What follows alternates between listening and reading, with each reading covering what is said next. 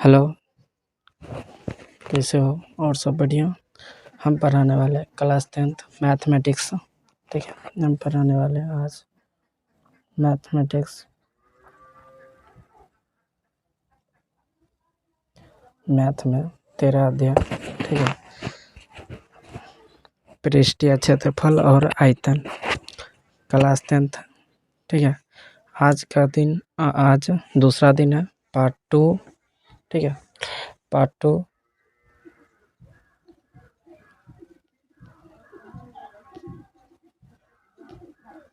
Part 2। ठीक है, आज हम पढ़ाने वाले हैं घनाभ। ठीक है, तो चलिए शुरू करते हैं।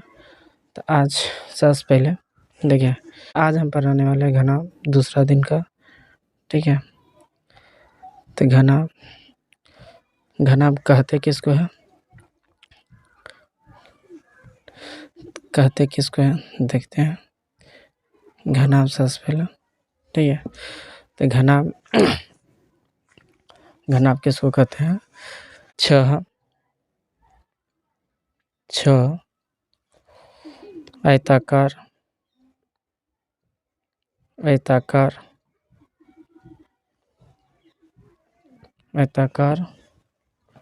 सतहों से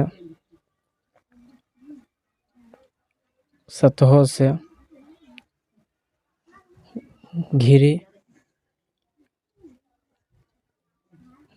आकृति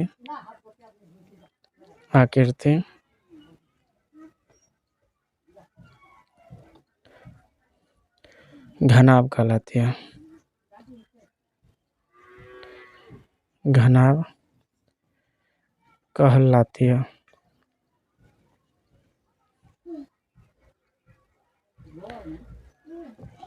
ठीक है, जैसे इसका चित्र देखिए कैसे होता है। तो इसका चित्र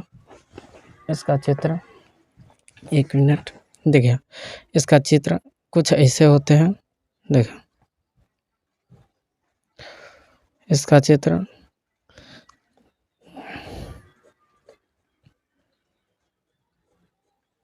आयत। ठीक है, आयत बना के तो ऐसे बना लीजिएगा, फिर ऐसे। ठीक है, ऐसे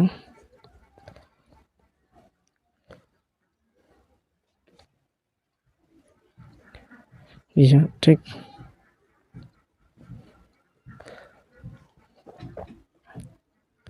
ये इस साइड, फिर ये, आपको यह समझना है कि इसको लंबाई कहते हैं L, इसको B कहते हैं, मतलब चौड़ाई। ठीक है, और इसको ये जो है ना, इसको H कहते हैं। ठीक है, इसको H कहते हैं। तो जो मोटाई है उसको भी H ही कहते हैं, मतलब ऊंचाई। ठीक है, आप ये समझिए कि इसको क्या कहते हैं और इसका सूत्र, ऐसे क्वेश्चन आंसर कैसे बनते हैं और सिखाते हैं। ठीक है, 6 आयताकार सतहों से, मतलब ये 6 आयत। ठीक है, 6 आयत। जैसे एक ऐसा आयत का चित्र कैसे होता है, ये देखिए, आयत का चित्र कुछ इस प्रकार होता है। 6 आयताकार सतहों से घिरी आकृति घनाभ कहलाती है।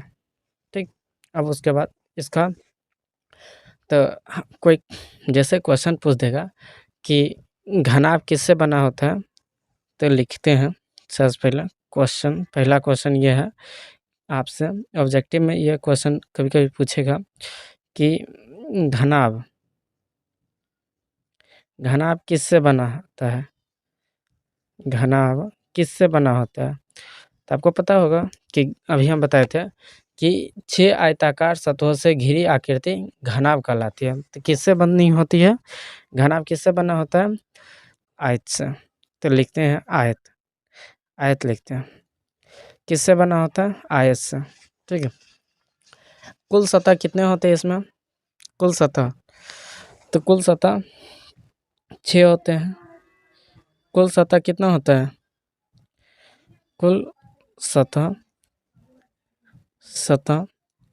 6 होते हैं। किसका? तो घनाभ होता है। ये इस चित्र है, ठीक, ये घनाभ का चित्र है। तो कुल सतह घनाभ के कितने होते हैं? तो 6 होते हैं। कुल घनाभ का सतह कितने होते हैं? 6 होते हैं। और अगला,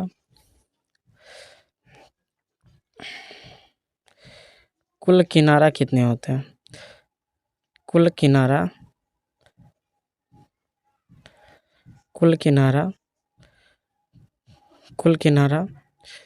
12 होता है, ठीक है। अब इसको समझ जाइए। अभी घन वाला जैसे चैप्टर में बताए थे वैसे ही इसमें भी समझना है कि कुल सतह 6 होते हैं। कुल सतह कितने होते हैं? तो 6 होते हैं। कुल किनारा कितना होता है? तो 12 होता है, ठीक है। उसके बाद अगला, कुल शीर्ष कितना होता है? कुल शीर्ष कितना होता है? तो बताइए। कुल शीर्ष, ठीक है। कुल शीर्ष कितना होता है? तो 8 होता है। कुल शीर्ष कितना होता है? 8 होता है, ठीक है। अब इसमें देखिए,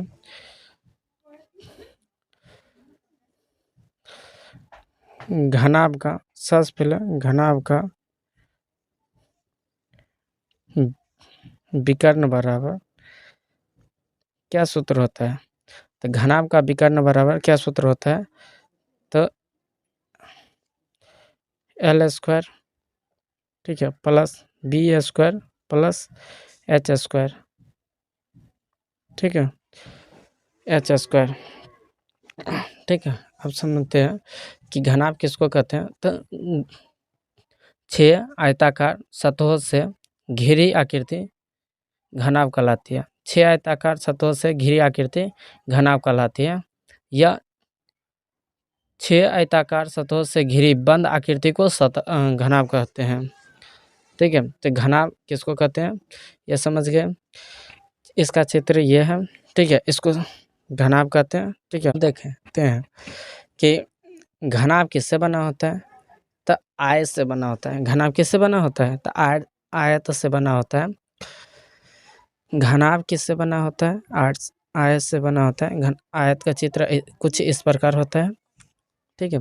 कुल सतह कितने होते हैं? कुल सतह कितने होते हैं? तो कितने होते हैं?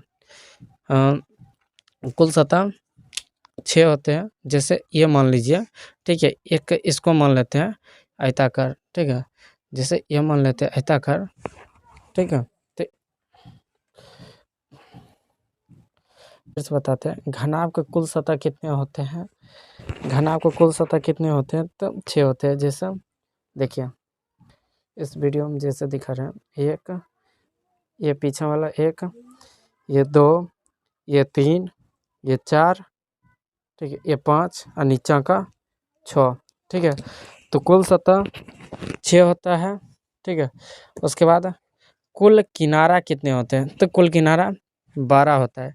किनारा किसको कहते हैं? जो कात में रहता है ना उसको किनारा कहते हैं। जैसे इसका किनारा, तो ये एक, ठीक है, एक, ये ऊपर 2, ये वाला 2, यहाँ से फिर यहाँ 3, फिर यहाँ से यहाँ 4, ठीक है, 4 हो गया। आप देखिए 4 अगर यदि ऊपर है तो 4 नीचे में भी होगा। तो 4 4 8, 8 1 9, ये 10 11 12, तो यह कुल किनारा हो गया, ठीक है। कुल किनारा 12 होता है। देखते हैं, ठीक है। तो कुल शीर्ष कितना होता है? तो जहाँ पर 3 गो रेखा मिले उसको शीर्ष कहते हैं। तो एक शीर्ष, ये दूसरा शीर्ष, ये तीसरा शीर्ष, क्योंकि यहाँ से यहाँ मिल रहा है, यहाँ से यहाँ मिल रहा है, ये 3 शीर्ष। फिर ये वाला देखिए, यहाँ से और यहाँ से 3 रेखा मिल रहा है, ये चौथा शीर्ष। अब देखिए ये वाला यहाँ से ये 5वां शीर्ष। अब ये वाला यहाँ से, ये वाला यहाँ से, ये वाला यहाँ से, तो ये 6ठा शीर्ष, ठीक है।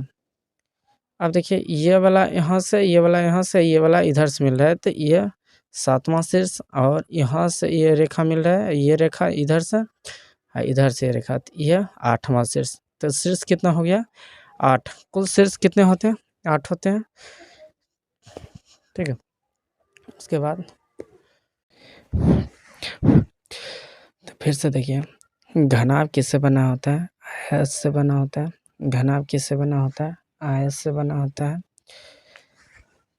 कुल सतह कितने होते हैं घनाभ का? तो 6 होते हैं। कुल सतह घनाभ कितने होते हैं? 6 होता है। कुल सतह घनाभ के कितने होते हैं? 6 होता है। कुल सतह घनाभ कितने होते हैं? 6 होता है। घनाभ का सतह किससे बना होता है? आयताकार से बना होता है। घनाभ का सतह किससे बना होता है? आयताकार से बना होता है। कुल किनारा कितना होता है? 12। घनाभ का कुल कितने किनारा होता है? 12। घनाभ के कुल शीर्ष कितने होते हैं? 8। घनाभ के कुल शीर्ष कितने होते हैं? 8। ठीक है। अगला, घनाभ का विकर्ण क्या होता है? तभी थोड़ी देर पहले बताए थे कि रूट में, ठीक है, L² plus B² plus H²। अगला, घनाभ का पास पृष्ठीय क्षेत्रफल क्या होता है? 2 गुने H गुने L। घनाभ का पास पृष्ठीय क्षेत्रफल बराबर 2 गुने H गुने L प्लस B। ठीक है। तो क्या होता है? घनाभ का संपूर्ण पृष्ठीय क्षेत्रफल या वक्र पृष्ठीय क्षेत्रफल, इसी को कहते हैं 2 इंटू लंबाई प्लस लंबाई, 2 इंटू लंबाई गुने घनाभ का संपूर्ण पृष्ठीय क्षेत्रफल 2 इंटू लंबाई गुने चौड़ाई जोड़ चौड़ाई गुने ऊंचाई जोड़ ऊंचाई गुने लंबाई। ठीक है। अगला, एक बार और, घनाभ का संपूर्ण पृष्ठीय क्षेत्रफल